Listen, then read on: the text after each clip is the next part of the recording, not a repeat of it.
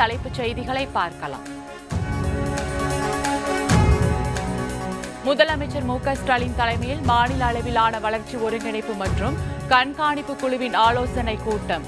மத்திய அரசு திட்டங்களின் செயல்பாடுகளை சிறப்பாக நடைமுறைப்படுத்துவது தொடர்பாக ஆலோசனை.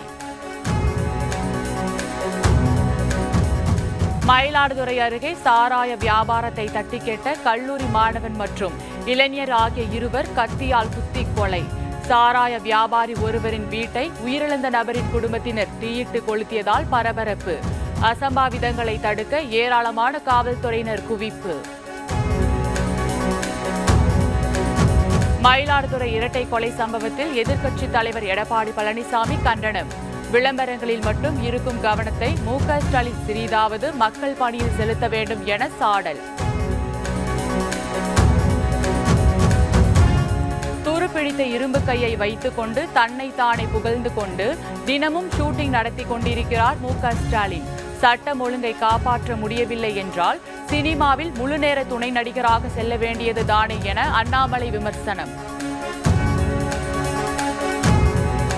டெல்லியில் கட்டப்பட்ட முதலமைச்சருக்கான பங்களா குறித்து விரிவான விசாரணை நடத்த வேண்டும்.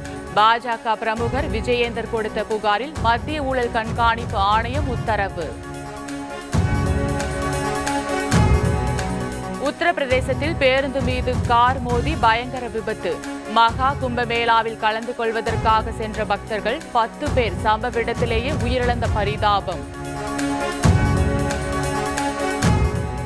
தூத்துக்குடி விசைப்படகு மீனவர்கள் தொடர்ந்து 6வது நாளாக வேலை நிறுத்த போராட்டம். ஆழ்கடலில் தங்கி மீன்பிடிக்க அரசு அனுமதி அளிக்க வேண்டும் என திடீர் சாலை மறியலில் ஈடுபட்டதால் பரபரப்பு. சேலம் மாவட்டத்தில் பாலியல் தொந்தரவால் மாணவி பாதிக்கப்பட்ட சம்பவத்தில் நடவடிக்கை எடுக்க கோரி பாஜகவினர் ஆர்ப்பாட்டம். போக்குவரத்துக்கு இடையூறு ஏற்படுத்தியதாக கூறி பாஜகவினர் 64 பேர் மீது ஆத்தூர் நகர போலீசார் வழக்கு பதிவு.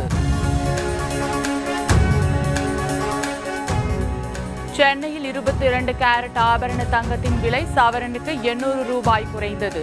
ஒரு சவரன் ஆபரண தங்கம் 63,120 ரூபாய்க்கு விற்பனை. ரஷ்ய அதிபரை நேருக்கு நேர் சந்தித்து அமெரிக்க அதிபர் பேச்சுவார்த்தை நடத்த வேண்டும்.